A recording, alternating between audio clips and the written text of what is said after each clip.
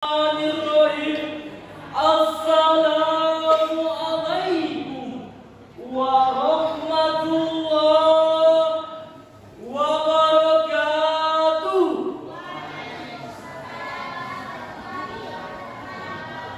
Alhamdulillah, alhamdulillahilladzi ba'atsana nabiyana rahmatan lil anam. Wassalatu wassalamu ala sadatil kiram wa ala alihi wa sahbihi sawil hidayati wal ikram. Amma ba'du. Dewan Hakim yang kami muliakan, hadirin sebangsa setanah air yang kami banggakan. Menurut bukunya Tutut Husnia, seorang pakar sosial psikologis yang berjudul Pengaruh Etnis dan Golongan, dalam hal ini beliau menjelaskan bahwa identitas agama merupakan hal yang sangat sentral bagi seluruh masyarakat Indonesia dibandingkan dengan identitas ras, suku, dan nasionalisme. Karena identitas agama mampu memenuhi kebutuhan psikologis individu terkait identitas diri, harga diri, dan aktualisasi diri. Di satu sisi hadirin, kita patut berbangga karena identitas agama menjadi identitas yang utama sebagai warga negara Indonesia. Namun banyak di antara mereka yang masih keliru dengan memanfaatkan identitas agama sebagai pemicu perpecahan. Masih ingatkah kita hadirin, pada tahun 2023 pembakaran Masjid di Puncak Jaya, pembubaran jamaah gereja di Padang, vandalisme yang terjadi di musola, bahkan antar agama yang membuat negara ini terpecah belah. Inikah yang dinamakan negara toleran, yang katanya mengutamakan keberagaman, tapi nyatanya adalah mencuri persatuan? Lalu, bagaimanakah surat Al-Quran dalam hal tersebut? Untuk itu hadirin, melalui musabaqah tilawat Al-Quran yang ke-24 tingkat Kecamatan Sungai Apit di Kampung Harapan, menarik minat kami bertiga untuk menyampaikan syarahan Al-Quran dengan judul Toleransi Beragama, upaya menampilkan Islam rahmatan lil alamin di Indonesia. Sebagaimana firman Allah dalam Quran surat Al-Anbiya ayat 106 sampai 107 yang akan dibacakan oleh qori kami yang akan berikut ini. Bismillahirrahmanirrahim.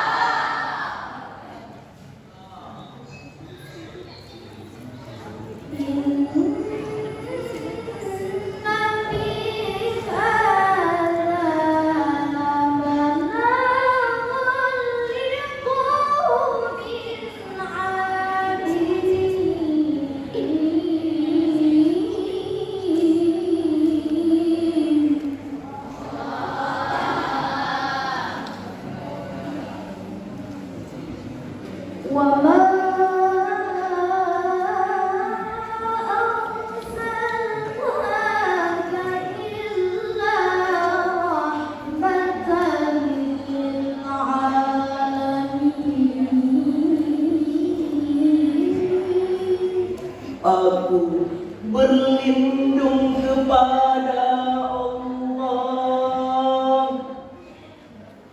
dari godaan setan yang terkutuk dengan menyebut nama Allah yang Maha Pengasih lagi Maha Penyayang. Sesungguhnya di dalam Al-Quran benar-benar terdapat pesan yang jelas bagi kaum penyembah Allah.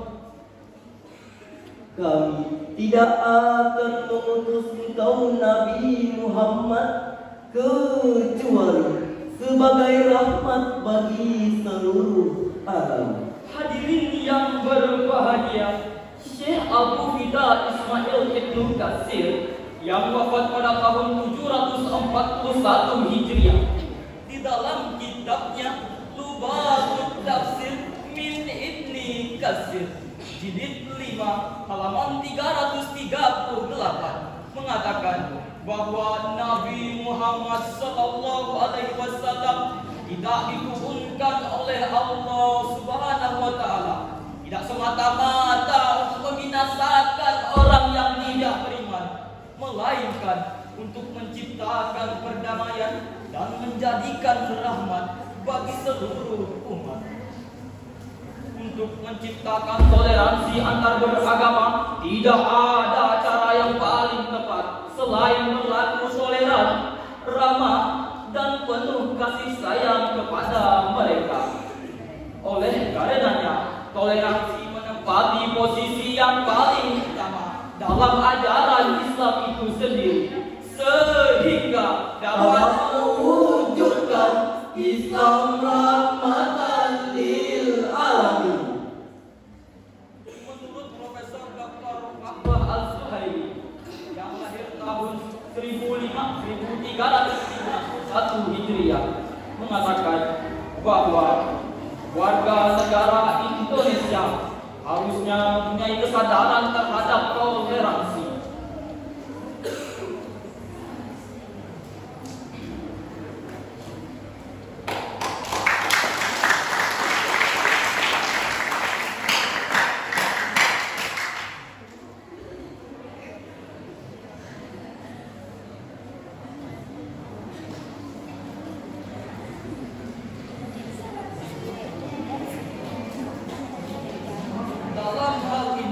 Beliau mengatakan bahwa Islam bukanlah ajaran agama yang sadis, apalagi teroris, melainkan Islam adalah ajaran agama yang harmonis.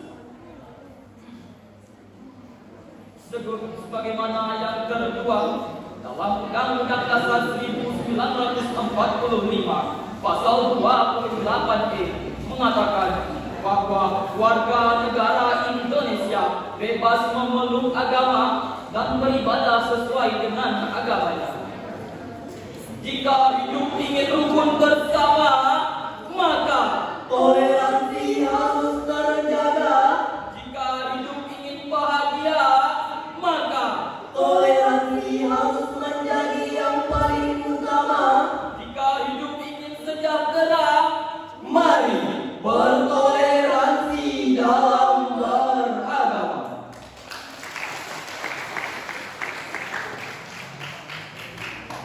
Toleransi antar umat beragama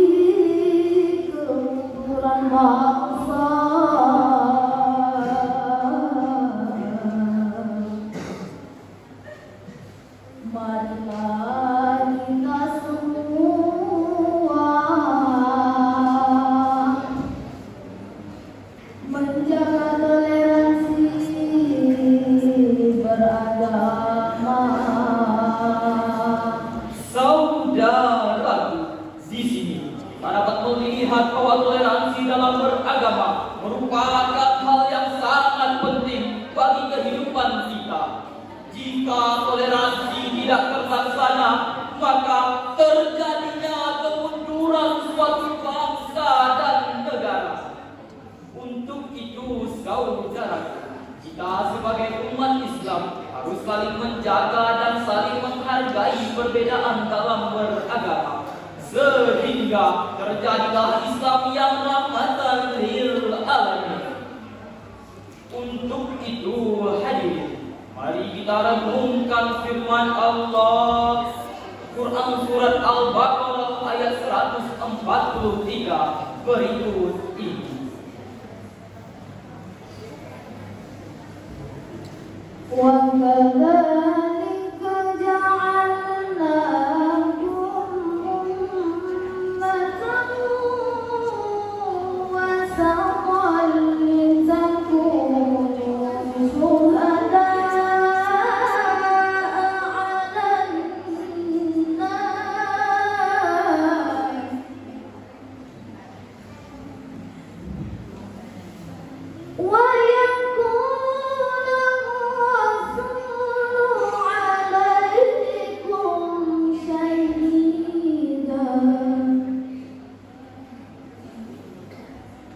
وَيَكُونَ الرَّسُولُ عَلَيْكُمْ شَهِيدًا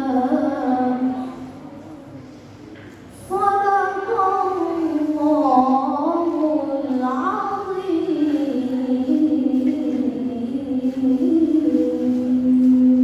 Demikian pula kami telah menjadikan kamu umat Islam, umat pertengahan, agar kamu menjadi saksi atas perbuatan manusia, dan agar Rasul yakni Nabi Muhammad menjadi saksi atas perbuatan kamu.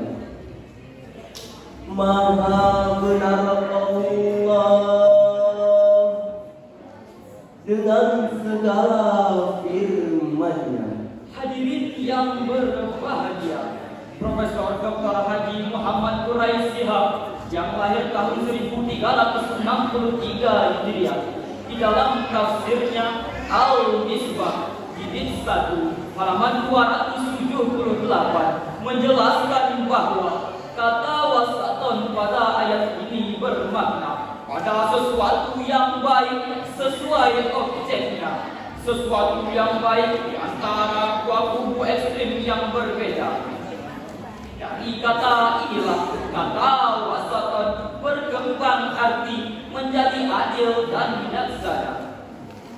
Allah juga mempertegas posisi umat Islam sebagai umat modern, atau yang lebih dikenal dengan istilah ummatan wasaton, umat yang berada di tengah, tidak menjunjung dalam rohani, tidak hanyut dalam materi, tapi memadukan aspek rohani dan jasmani, sehingga terjadilah Islam yang rahmatan lil alamin.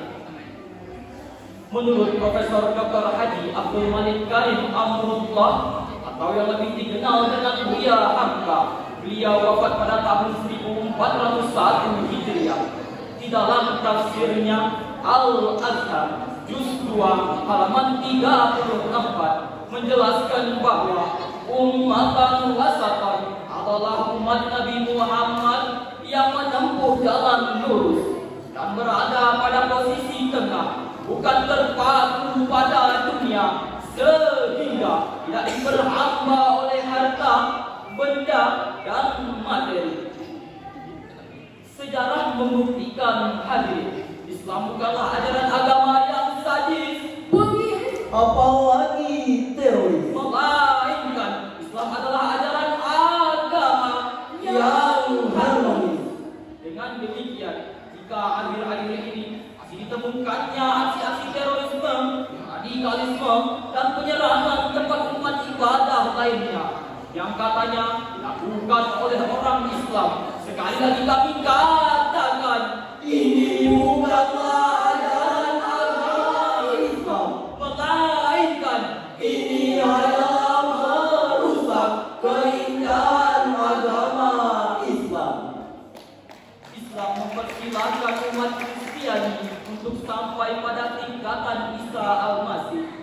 Islam mempersilahkan umat Hindu untuk mengamalkan ajaran Vedanta Rusi Agastya.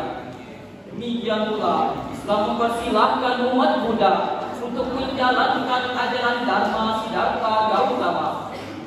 Islam juga mempersilahkan umat Konghucu untuk sampai pada tingkatan Isvesuso dan Sensveya. Bagimu agamamu dan bagiku agamaku. Lakum dinukum waliyadin.